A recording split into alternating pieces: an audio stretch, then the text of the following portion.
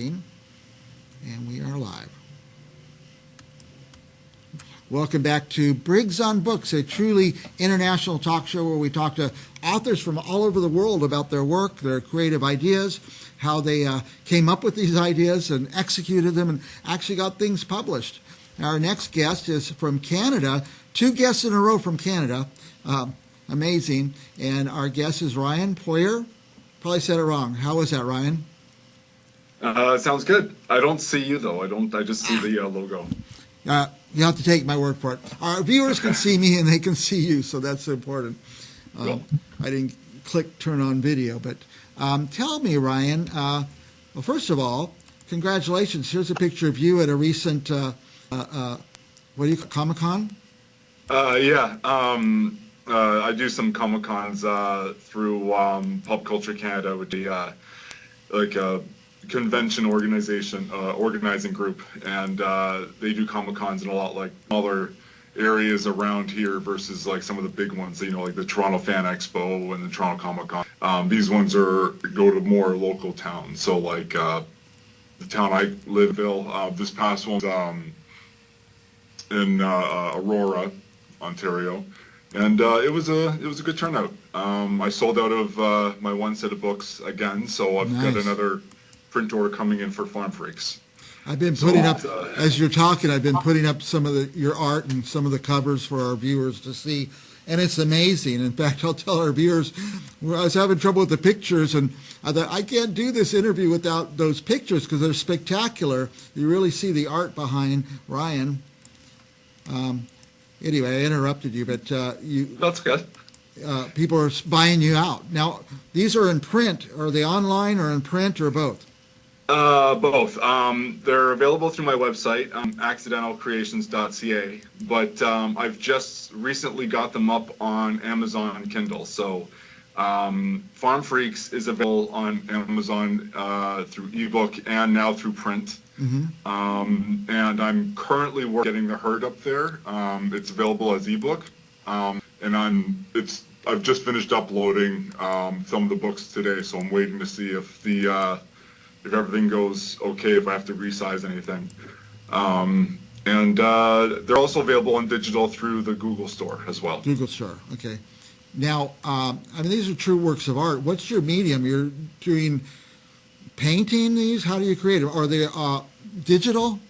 Yeah, it's all done digital. I did my first book. It was also a graphic novel. It was more adult though, so it was kind of limiting my audience as far as like a younger audience. And it was all done hand drawn on traditional paper, but I had a flood in my basement and I lost a lot of work, and so that was kind of like a sign to restart and kind of broaden my audience as well at the same time. So with the herd and Farm Freaks, they're both done on the computer, just digital art, and it just it kind of kills 2 birds with 1 stone. I can get the ebook done at the exact same time without having to scan in images and stuff, and at the same time use the same files, just adjusting them just a little bit to have for print. But the art style is very inspired from like 90s animation, like growing up with the Saturday morning cartoons, as well as like late 80s as well. I was born in 81, so it's those 2 decades of animation. But a lot of my inspiration comes from like the old golden era of animation as well. And it looks a little bit different than your traditional graphic novel, like from Marvel or DC, where it's like heavy shaded and like more realistic. Mine are more cartoony. Even when I do draw realistic, or if I try to, it still has kind of a Batman animated series, Bruce Timm kind of artwork to it. So but it's the medium I like to go with, and it's something new. Like that's what one of the big selling things is with the Comic-Con is the herd is a superhero comedy. It makes fun of the whole superhero genre, and there's a lot of parodies in it. The same for Farm Freaks, and there's a lot of pop culture references and spoofs and slapstick comedy that is suitable for adult readers, but then for younger readers they might not get the joke till they're much older. I've had my youngest audience being like 5 years old. My daughter, I've read them to her. She loves them. But then I've also had returning customers for more issues, and they're 50, 60 is my guess. So I've been able to thankfully hit every age range in some way. Now, tell me about the device and what tools you use to create these. I use just a pen mouse, just drawing on. I use an old art program on my computer that does vector images. Is it Apple? No, PC. PC, okay. I only know PC, so but a lot of Yeah, the I don't know much about Apple. I'm more trained on PC. Yeah. Now, let me ask you this: if you draw something, can you do an undo? Yeah, like it's it's Control Z undo or whatever it is. Control Z. So yeah, with what I'm using, it's just a lot easier to make the proper lines, the proper curves. I have a library to save some images and stuff. So there are some shortcuts to doing it digitally versus traditional hand drawn on paper. My initial designs are usually drawn on paper, out of quick convenience, and then I just kind of import them in. Yeah, it's amazing. Now you have is it 2 series, Farm Freaks and Farm Freaks and the Herd. The Herd, right. The Herd has won. It was my first book. It won 5 awards, and it's a comedy about a superhero family that get their powers and problems from contaminated fruit juice. Most of my books are anthropomorphic. So the main family is a family of foxes, and the main character, Fox, owns this fruit juice factory. That its key ingredient for its formula is a secret from everybody, and this group of villains called the Pack want this secret recipe to make their super serum to then take over Maple City. So they have someone working undercover named Professor Dr. Monkeyshine, who's a baboon, and he creates a super serum, then he drops it by accident into a new juice product that he was using as a front. And during a big promotion for this said juice product, anyone wakes up with weird powers. And it's like a super pandemic spreading throughout the city, and this family deciding if they should use the powers or not to stop it. And then meanwhile, you have other villains and other intertwining story threads that are the result of this pandemic.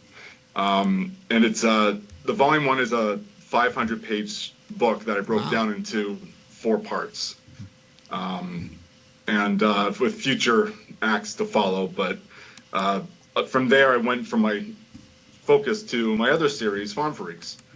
And that's about a group of misfit animals who don't belong anywhere. They're always being kicked out of their home because of their weird quirks and antics. And so we finally land on a farm in a quaint little village named Little Town, and in meadows called Melancholy Meadows. And it's supposed to be very boring and routine, but they soon find out that the farm is weirder than they are and holds bigger secrets. And it's read like a journal. So there's 4 books out now. I'm working on part 5. And it's going to be, each book is a day of the week, so each day is a new journal entry. And the covers gradually get more tarnished as the week progresses. And you don't know who the author is until the final book. Nice. And there's four of those? 4 of those out now. And Freaks, yeah. book 5 should hopefully be out some point this year. Yeah, as we were talking, I was putting up the Farm Freaks covers. It's amazing. The artwork is amazing, but it's incredible that you're doing 2 arts at once. The drawing and making these beautiful pictures, and then the writing, telling the story. So thank you. Yeah, you don't see that very often. I didn't even think of that until today, Ryan. Now, I have on the screen your web address, accidentalcreations.ca. That means Canada? Yeah. I almost changed that. Oh, he got that wrong. He must have meant .com. But I thought, no. He's from Canada, so it's .ca. Yeah, no, I did have the .com once years ago, but I lost it when it went to renew. And but .ca, I'm Canadian. It's promoting Canadian art and self-publishing and Canadian comics as well. So I kind of just being Accidental Creations, my logo being ac.ca kind of that's rolls cool, off the yeah. tongue a little bit better. So kind of worked out in the end. Now, if we go to your website, if our viewers go to your website, I hope they will, what will they find there? There they'll just find links to my book, a free first chapter from either series, as you can download as a PDF to get into a sample of what you'd be getting into. I just redid my website, actually.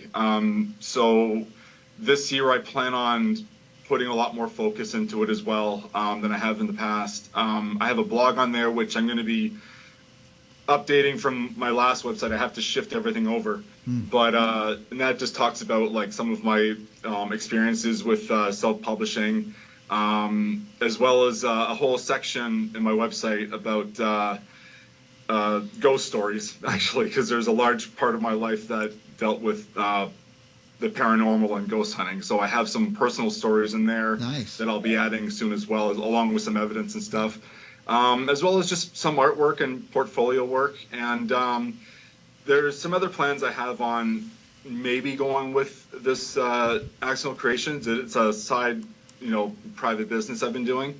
And I have some plans with it that I might be pursuing. I don't want to say anything yet in case I don't follow through with it. But if I do, it will hopefully be something bigger than just a portfolio that sells books. Yeah, that's nice. So it could really turn into some. I want to read the ghost stories, Ryan. Yeah, thanks. I'll upload those. I want to do an actual proper book, like an actual, like a biography book about my experiences. I've just never written a bio before. I'm always more into writing cartoons, but it'll be a future project. It'll be a ship, but yeah, I'd be interested in that. So, Ryan, we're about out of time. Any last thoughts? Anything you want our viewers to know? Just you can follow me on Instagram, rpoirier_author, and my link to my website, accidentalcreations.ca, is on there as well. Yeah. And and just check out my site, and I'm always open to anyone reaching out, email wise and message wise. I always respond as quickly as possible. And thank you again so much for having me on the show again. It's been an honor and a privilege. I want to close by saying this to our viewers, and I'm always having to give gifts to people, kids, teenagers, adults. What a great gift, huh? They would treasure this and their works of art. So thank you. Go to Ryan's website. Don't buy one of these. Buy 5 or 6 or 8 of them. Keep them around so when you're going to a party you weren't prepared, you've got something to give away. So thank you, Ryan. I always love to have you on the show. And thank you so much. Next time I'll have you tell a ghost story or two. Oh, I'd love to. All right. We'll be back. Might need more time, though. Yeah, we'll need more time. I'd like to spend a little longer. We will be back with more Briggs on Books right after this.